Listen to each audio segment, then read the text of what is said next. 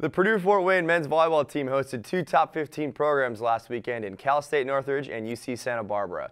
Both matches were packed with great volleyball, but the Dons were unable to prevail in either matchup, dropping to Cal State Northridge in 5 sets and UC Santa Barbara in 4.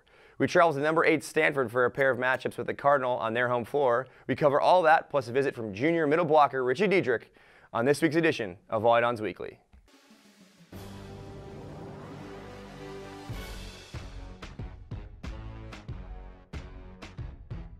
Coach, how you doing today? I'm well. Yourself? You know, it's been a long weekend with, those 2 matches, and then going to Chicago to recruit, and we're back this morning in the gym to practice. So, no rest for the wicked, I guess they say, right? No rest for your wicked, perhaps. No rest for the weary, right here. No rest for the weary. Yeah? Yeah. That's the command of the English language. That you display every single day. Who is the king of the English language? I don't know who. William Shakespeare. You had a Shakespeare quote this morning that you used. I forget what it was. To be or not to be? That is the question.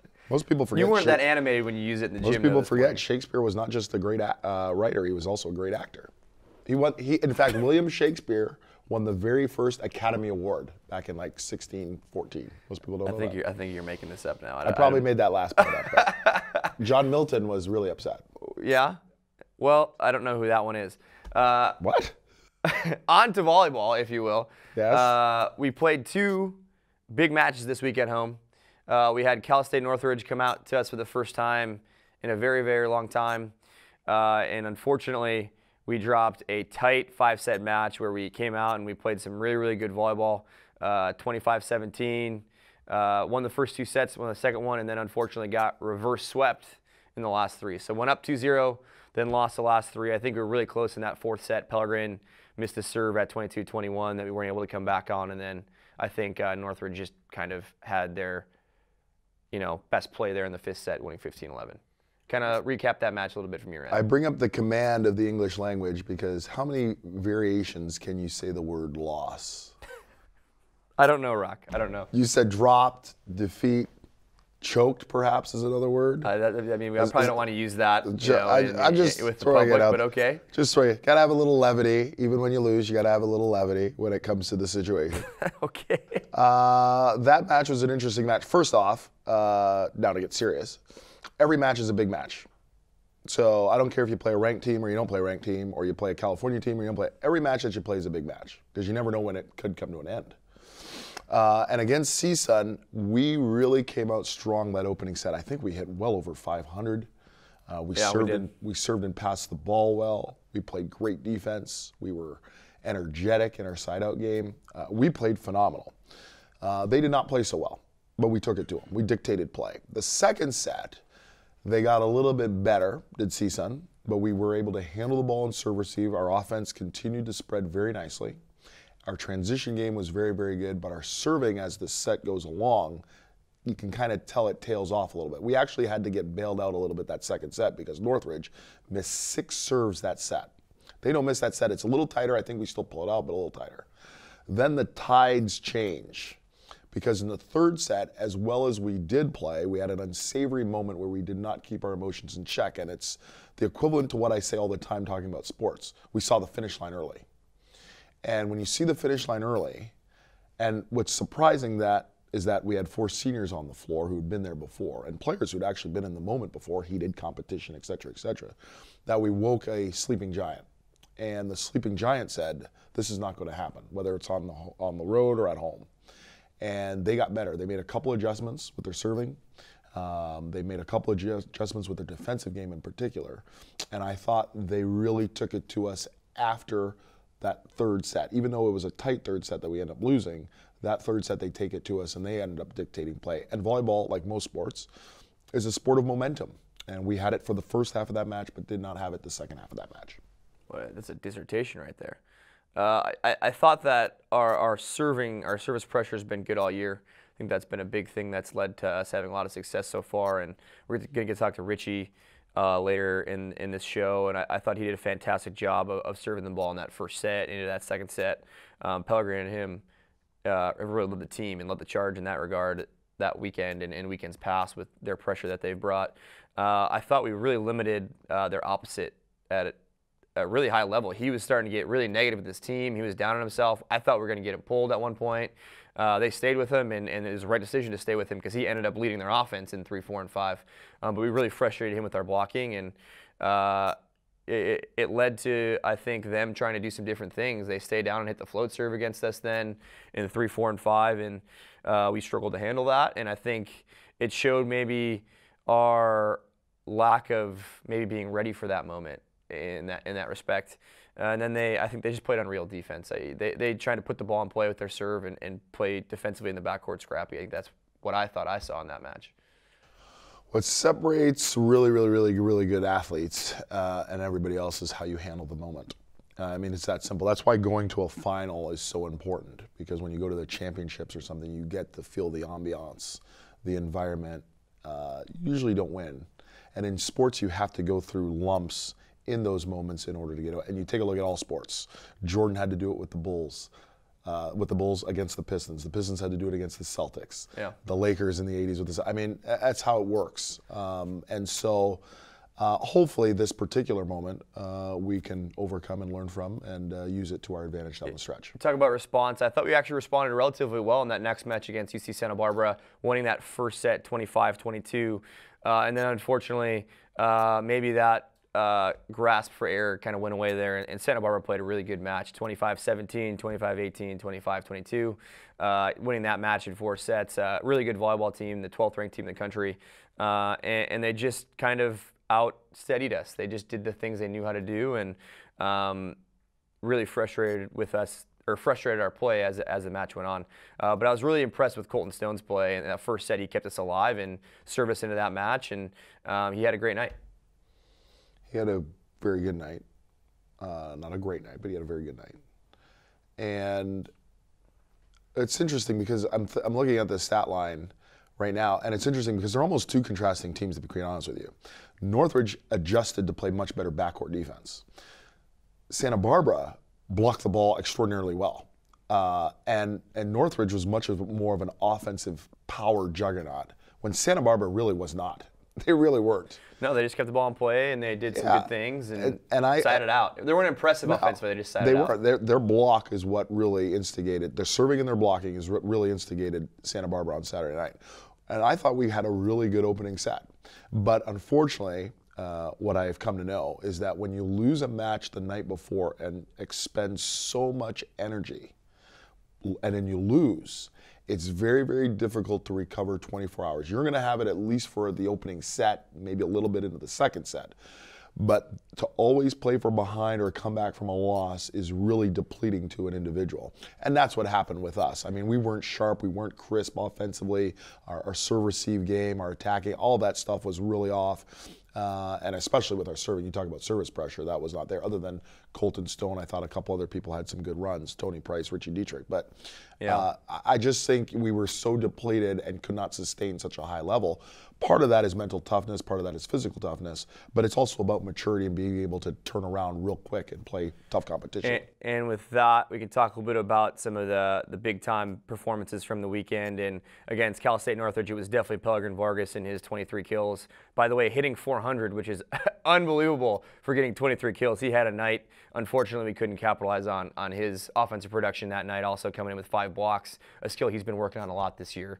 And then Colton Stone, we talked a little bit about him against Santa Barbara. 14 kills, by far a season high for him. Hit 360, which is out of this world for him, by far a season high for him as well. And then 2 aces, a skill that we need him to have for us to be successful.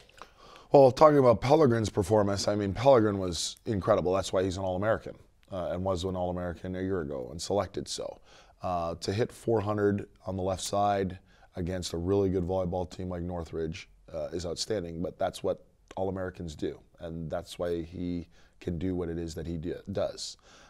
Colton Stone's performance on Saturday is what we need from Colton Stone on a consistent basis if we have any chance of going deep into the MIVA tournament. Because if we don't have balance, Pelegrin Vargas cannot carry this offense. I don't care. People tell me that all the time that I'm wrong. Pelegrin Vargas can't carry offense. We need balance. What I would like to see is more balance in our middle. Because if we can have more balance in our middle with Richie and Tomas Gago, then I think both of these individuals would make it a lot easier on them as the season goes along, where they don't have to try and carry us offensively. Colton's been working hard, and it's been nice for him to – he's done some things besides scoring the ball for our team that's helped us win a lot of matches so far this season. It was nice to see him back on that offensive grind and doing the things he knows how to do. You know, he likes to swing hard, and he was able to kind of score some points for us in that second match. We need that moving forward. So with that, we'll head out in a break, and we'll welcome junior middle blocker Richie Dietrich back after the break. I'm Naomi Judd, and I love my dogs. But disasters like hurricanes and floods and tornadoes can leave pets and other animals injured, abandoned, or lost. American Humane Association's Red Star Rescue has been there when disaster strikes. To learn how you can protect your entire family, go to AmericanHumane.org. When you're finished with your food or beverage cartons, toss it in the recycling bin. Because every carton is recyclable and can be turned into useful paper products. Put your carton in the bin with your other recyclables and let them start a new life. When the contents are gone, let the carton live on. Recycle your cartons. Welcome back, everybody, to Volleydons Weekly. With me now, we have junior middle blocker Richie Dietrich. Welcome to the show once again. I feel like this has to be the third time. I feel like you've been here every single year you've been here now. Yeah, it's the third time now. Just enjoying the time here. Just comes naturally. Do you like the change to the set? I do, actually, yeah. Pele and I, the other night, we were watching Michael's interview. Yeah. And I noticed it had all switched up. Much more comfortable. We're not just behind a feel- desk yeah, anymore. It's just nice. This is what we do in the office anyway. We're not all tense in the office. We sit here and we chat, right? You got it. You got it. Well, Richie has had a pretty amazing start to this season, I think. Offensively, he's been really, really lights out, and we've been doing a lot of the same stuff we've been doing last year with him, this year with just keeping him away from the setter, running that 31 set, which is about 5 or 6 feet away from the setter, as opposed to right next to the setter. He's been super effective with that. But besides the offensive stuff, I'm excited that we get to talk about the defensive stuff for Richie Dietrich for probably the first time in his career with all these accolades. Last week, not for this week, but for the Queens and Elise McCray match, Richie was named MIVA Defensive Player of the Week. First time in your career, correct? Yeah. If I'm saying that? Yeah. So talk a little about that and kind of the award and getting named that and stuff like that. Talk a little about how you feel about that. Yeah, I mean, it was a big weekend, especially traveling all that way out to Elise McCray to start the weekend and then ending there at Queens. It was just nice to be able to play well and end up getting that accolade, which, like you said, I've never gotten before. We went into Elise McCray. It was a short set for us. We were able to play well enough to where we were getting the second team in. All those guys got some good reps, and then we went into Queens, and that was a little bit longer of a match. Yeah. And that's where I got to rack up a few blocks and a couple kills on top of that. Tied a career high with 8, I believe, correct, in that match? So you were all over the floor in that match and statistically looking really, really good.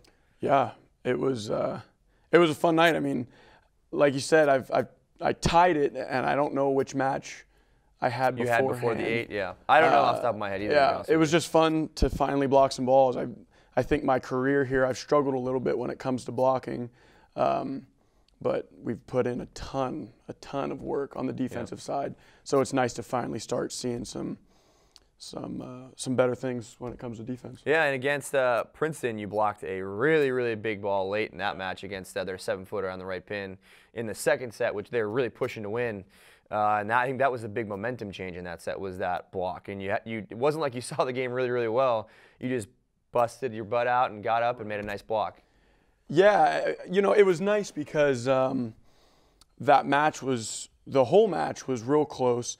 That set especially.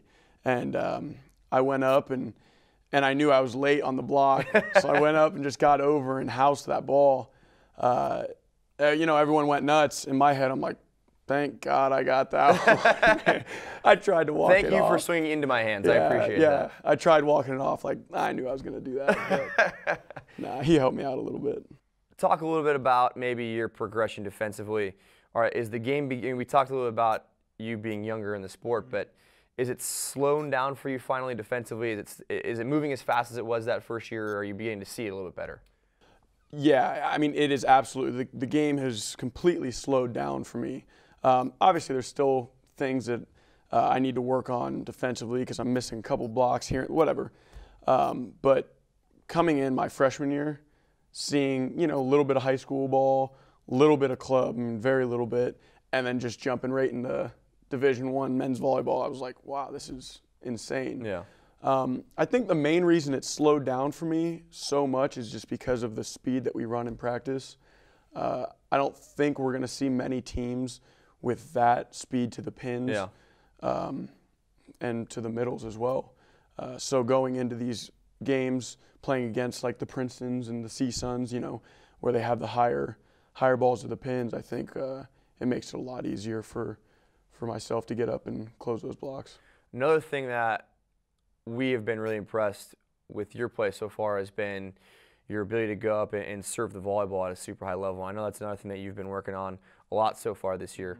I kind of noted a couple of changes in the fact that we're actually healthy this year. Right. I know we tried to hit this jump serve last year, but we hurt our ankle in the middle of the year, so we went down to the float serve. But now we're healthy this year. I think that's a big part of it. I think another big part of it is just your confidence to go back up and hit a ball hard. What do you think has led to that increase in serviceability and increase in point scoring for us from the baseline? Well, it's funny. When picking up volleyball, people always told me there's a couple things that'll just click. I'm like, I don't know what that means, whatever that means.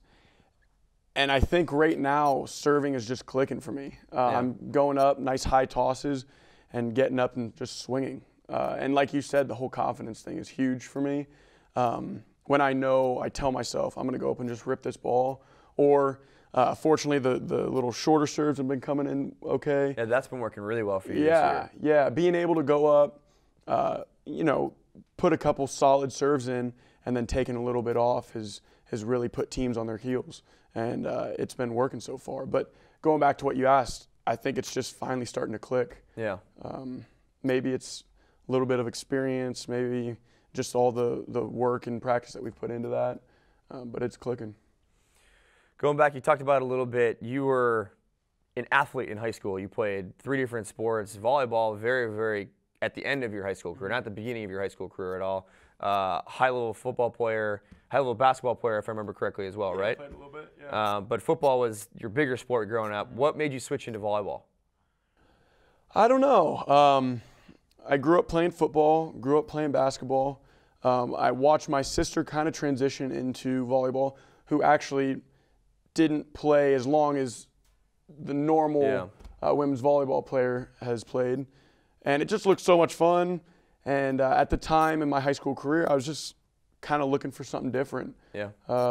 Made the decision to stop playing football. And that same day made the decision to stop playing basketball and walked into the second day of tryouts at my high school tryouts and fell in love with it. I just noticed that it was just a different atmosphere in the gym, just very lighthearted, good guys to play with. I've never been on a team that I don't get along with the guys, and it's just fun. It's a fun sport. I mean, it's fast. It's you can be as aggressive as you want if you want to crank a ball, if you want to block a ball. It's just a good sport. Well, thank you, Richie, for joining us, and thank you for letting everybody in on some of the things we've been working on this season with you. And when you come on back, we'll have Coach Rock sitting in the hot seat. Talk to you soon. Wherever you are right now, right this moment, you've never been closer to saving a child. Every minute, malaria claims another life. But donating just $1 provides a life-saving test and treatment for one child in Africa. $1 given, one child saved. That's the power of one. Save a life now at PO1.org. I just walked by and I said, "What's happening, guys?" And they told me they were making music. It's the way you walk, it's the way you talk.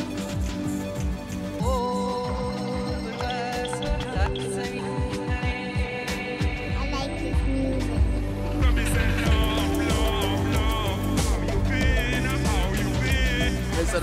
so any chance to play at all. You know, that's my life. I love music. Yeah, that's how we do it. Welcome back, everybody, to Volleydons Weekly. With me now, we have head coach Ryan "Rock" Farhat. Thank you for Richie Dietrich for being here and taking some time out of his day. He's been a pretty special kid for us so far this year, hasn't he, Rock? Actually, for the 3 years he's been here, he's been pretty special. Richie, it's interesting because he didn't say this. That's why I was curious to know if he'd stick and stay with his third segment. The reason why Richie's development has gotten to where it is this year, and you guys have talked about it in regards to his confidence and his work ethic, et cetera, is because of the fact that he's gotten training this year. So he couldn't do it last year to the degree that we needed because we only had 2 middles on our roster. Well, and he got hurt half of the year anyway. One of the things he told me in the fall, and I remember asking him this in the fall, is I said, "How do you feel?" He goes, "I feel great. I'm fresh because we got numbers and they're getting a lot of reps in the middle." And that's part of the reason of his productivity, number one, but maturation process. And that position is such a tough position to play, the middle blocker position, because you play 3 rotations in the front row, you go back and serve, and then you go and sit out for as long as the game dictates. There are too many variables, and then you get not sub back in, but you go back into the match. And we expect as coaches that you just carry on with the flow of the contest. I mean, that's how stupid we are as coaches. But Richie has done a tremendous job in regards to being positive, learning, and developing as a volleyball player, and that's on him. Yeah, I think the learning piece is he just wants to be great at whatever he's doing. And the whole learning and failing and having to deal with that pretty early in his career of not being the best athlete, or not, he's the best athlete, a really great athlete, but not being the best player, if you will, frustrated him. Not being able to do everything that he wanted to do frustrated him. And now that he's been around volleyball for a long enough period of time, he can just go out and do it, which is pretty impressive. So now moving on to the matches we have this upcoming weekend. We leave Wednesday night to fly out to San Jose and drive into Stanford. So we're playing Stanford for 2 matches this weekend on Friday and Saturday. Talk a little bit about the Cardinal and what we can expect out of them. Most improved volleyball team in the country, the Stanford Cardinal. And they're most improved because they're healthy. And their size is going to be a tremendous factor. I'm really looking forward to this trip because this is a test to go on the road and play a top 10 team, which Stanford is. They have size, they have a future, probably 2. I can at least say 2, 1 for sure, a future national team player on their roster, and Jalen Jesper. And it's just going to be a great test to play at such one of the most prestigious schools in all the land. And a pretty prestigious arena and venue too in Maples Pavilion. Maples Pavilion, the best pavilion in all of America. But it'll be interesting when we get out there, JW, because of the fact that we're going to go out there early, get a good day of training in on Thursday. We'll get acclimated to the West Coast. But what you had talked about, and with Richie and everybody else, I mean, our serving, passing, and our defense has got to be legit. We have to. They serve the ball so aggressively with their size. They're really technically solid across the board, and they're so well coached with John Cossey and Ken Shibuya, who've been around USA Volleyball for a very long time. Serving, passing, defense. The last time we played Stanford was here at home on Arnie Ball Court. It was your first season, and it was the second match of the year, but we played Aldous and Broadus first, which is, I think they were our first or second year program at the time. So that was more of a warm-up match for us, and then we welcomed Stanford, and it was the first match, really first playing time for Michael Keegan, and he had a really nice match with 3 aces, 49 assists and 6 digs. Unfortunately, we lost that match in a really, really hotly contested 4 sets. And they were a good volleyball team that year. They finished in the top 10. So it was a nice match for us, and it kind of previewed maybe what Michael can do for this volleyball team for the rest of his career so far. Well, it's the integral position. I mean, the setting position is so integral for us. And I remember that match as if we were yesterday, and Andy Sellen had a really good match for us as well. I think he had 25 kills. He had a lot of kills. He played tremendous. And so, yeah, our setting needs to become more crisper. Part of that, unfortunately, is because of our passing. Our passing has kind of let us down a little bit over the last couple of matches, especially with the jump float serve. I think our passing limited us in stretches. I don't think if you look at our big number, what we passed was that bad, but it got us into trouble in certain stretches of 3 to 5 points which kills you against a top 10 volleyball team. You can't give up stretches of 3 to 5 points of playing mediocre volleyball. So I think our passing has been okay with it, because in the good stretches it looks really, really good. But we have to be more consistent with the passing, I think, has been our issue this year. Well, I totally agree with that. And the two things to add is those stretches is what wins or loses matches when you give up 5, 6 well, points against in a good row. volleyball teams, like I said, yeah. And number two is the fact that with maybe an exceptional weekend, one exception of the weekend, every match now that you're going to play is against quality opponents. So our passing has to be buckled in under pressure situations. And when we don't have the pass, therefore it's critical for the setter, therefore to deliver a hittable ball to our hitters. I mean, it's one or the other. You have to have that happen. So we hopefully, against this bigger team, and we usually typically play better against bigger blocks, that we can have a really good offensive showing out in Stanford. This is the first time we're going to go out to California to play Stanford. You think there's going to be any jitters being in Maples or being on their campus? You think there'll be any jitters to play out there for the first time? I think Friday night will be awe-striking when you get in there. I've been there before. I was there almost 10 years ago, and Maples Pavilion is just amazing. You see the championship banners from a couple years ago when they won the championship, and then back in 1997, the greatest Stanford team ever assembled. It can be awe-inspiring. You know, you see some photos of Tiger Woods and Kerry Walsh, all these great All-Americans. But I think we'll get settled in. I think it's more of excitement to go out there. They're going to treat us with world class as they usually do. And so I think it'll be more excitement than anything else to play. Also, on one of the matches, I think it's a Saturday night match, they're going to honor the women's championship team that just won the NCAA championship in December in Minneapolis. So I think it's going to be pure excitement, and we're looking forward to it. Yeah, we're really excited to head out to Stanford and play these two matches against the number 8 team in the country. Once again, on Friday, the 25th at 9 p.m. These are both Eastern Standard Time times. At 9 p.m., 6 p.m. Pacific Time, we'll be playing at Maples Pavilion against Stanford at Stanford. And then the very next night, on Saturday the 26th, this time at 7 p.m. Pacific, 10 p.m. Eastern, we'll be playing in Burnham Pavilion, which is a little bit more smaller of a volleyball complex, again, against that same Stanford team. So 2 matches against Stanford. The team that makes the best adjustments is going to win. So thank you to Richie Dietrich for being here and enlightening us on what he's been doing. Thank you to head coach Farhat for all his wisdom that he always bestows upon us. Thank you for that. To be or not to be. And thank you for tuning in. We appreciate your time. This time again next week, please tune in to Volleydons Weekly. We'll see you next week.